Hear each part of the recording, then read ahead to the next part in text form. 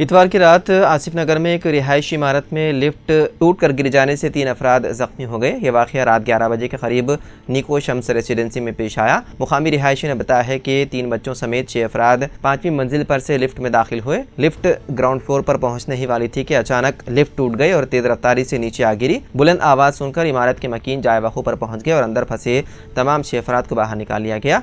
इस हादसे में 3 अफराद की हड्डियां टूट गई, जिनको इलाज के लिए उस्मानिया जनरल अस्पताल और एक को खानगी अस्पताल मुंतकिल किया गया। इत्तला मिलते ही मुकामी पुलिस ने जाए वक़ू पर पहुंचकर मुआयना किया और इमारत के मालिक के खिलाफ लापरवाही का मुकदमा दर्ज कर लिया।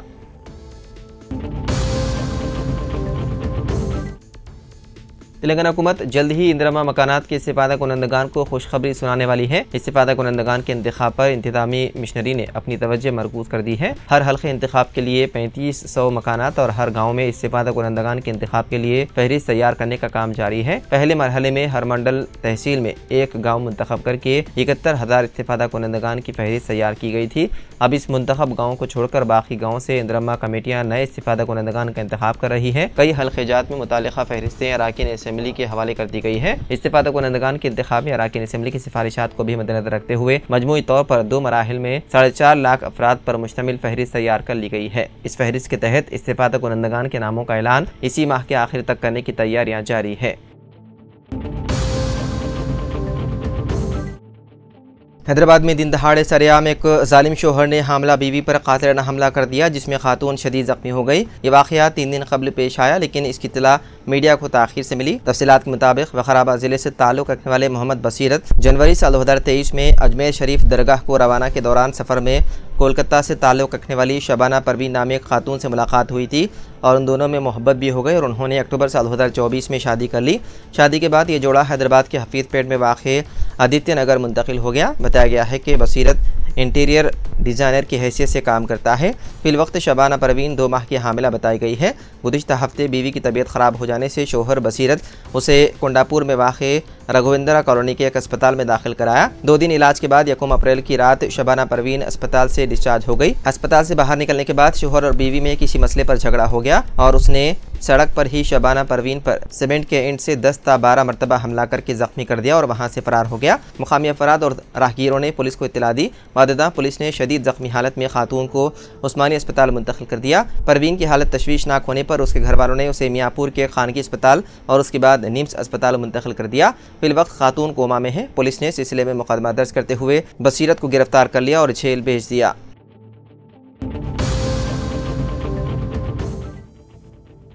तेलंगाना कानून साज कौंसिल के लिए रुकन असेंबली कोटे से मुंतखब 4 अरकान कौंसिल को पीर यानी कि आज हलफ दिलाया गया। सदर नशीन कानून साज कौंसिल जी सुकंदर रेड्डी ने अपने चैम्बर में अराकीन को हलफ दिलाया। ये तकरीब सुबह 9 बजे कानून साज कौंसिल में मुनक़िद हुई। वादे रहे कि रुकन असेंबली कोटे के तहत 4 अरकान कानून साज कौंसिल का इंतखाब अमल में आया था, जिसमें कांग्रेस की विजय शांति, ए दयाकर और शंकर नायक शामिल हैं। इसके अलावा CPI के एन सत्यम भी कौंसिल के लिए मुंतखब हुए थे। उन तमाम को कौंसिल में हलफ दिलाया गया। इस मौके पर रियासती वज़रा उत्तम कुमार रेड्डी, सदर प्रदेश कांग्रेस महेश कुमार गौड़ और दीगर अहम कायदीन मौजूद थे।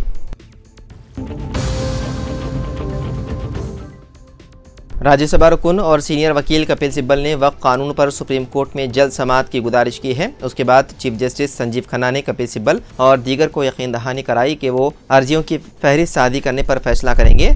चीफ जस्टिस संजीव खन्ना की सदारत वाली बेंच ने जमियत उलमा हिंद की तरफ से पेश सीनियर वकील सिब्बल की दलीलों को गौर से सुना। बेंच ने कहा कि अर्जियों की फौरी समाअत के लिए फहरिस्त शादी करने की जरूरत है। उन्होंने कहा कि कई दीगर अर्जियां पहले ही दायर की जा चुकी है। एक्ट के कानूनी जवाब को चैलेंज करने वाली कई अर्जियां, जिनमें केरला जमियत उलमा की एक अर्जी भी शामिल है, सुप्रीम कोर्ट में दाखिल की गई। अपनी अर्जी में जमियत उलमा हिंद ने कहा कि यह कानून मुल्क के आइन पर सीधा हमला है, जो न सिर्फ अपने शहरियों को यकसा हुकूक फराहम करता है बल्कि उन्हें मुकम्मल मजहबी आज़ादी भी देता है। जमियत ने मजीद कहा कि यह कानून मुसलमानों की मजहबी आज़ादी को छीनने की एक ख़तरनाक साजिश है, इसलिए हमने वक्फ कानून को सुप्रीम कोर्ट में चैलेंज किया है और जमियत उलमा हिंद की रियासती आकाई भी अपनी अपनी रियासतों के आला अदालतों में इस कानून की आइनी हैसियत को चैलेंज करने की तैयारी में है।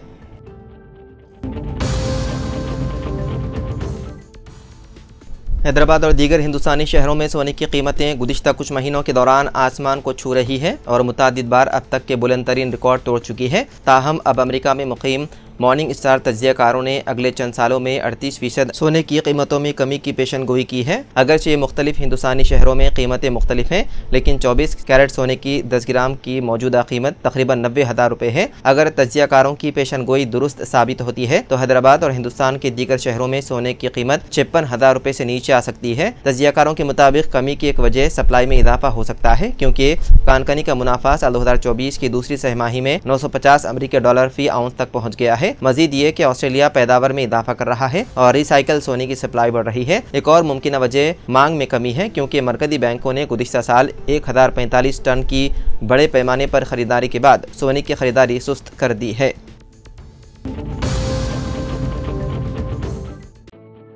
तेलंगाना हुकूमत ने गरीब आवाम खुसूसन सफ़ेद राशन कार्ड रखने वाले ख़ानदानों को चावल की फराहमी यकीनी बनाने के लिए बड़े पैमाने पर इक़दाम किए हैं। हुकूमत की जानिब से सफ़ेद राशन कार्ड रखने वाले अफराद में बारीक चावल तकसीम करने का अमल जारी है। गुज़िश्ता 6 दिनों के दौरान तकरीबन 1,27,00,000 इस्तिफ़ादा कुनंदगान ने राशन के तहत बारीक चावल हासिल किए हैं। रियासत में जुमला 90,42,000 राशन कार्ड हैं, जिनमें से 42 लाख कार्ड रखने वालों ने अप्रैल के महीने में चावल हासिल किया। सिर्फ उन्हीं 6 दिनों में 8,75,000 कुंटल चावल की सरबराही अमल में लाई गई है। आम तौर पर हर महीने गरीब आवाम राशन दुकानों से तकरीबन 16 लाख क्विंटल चावल हासिल करते हैं, जबकि अप्रैल के पहले 6 दिनों में ही निस्फ मिक़दार तकसीम की जा चुकी है।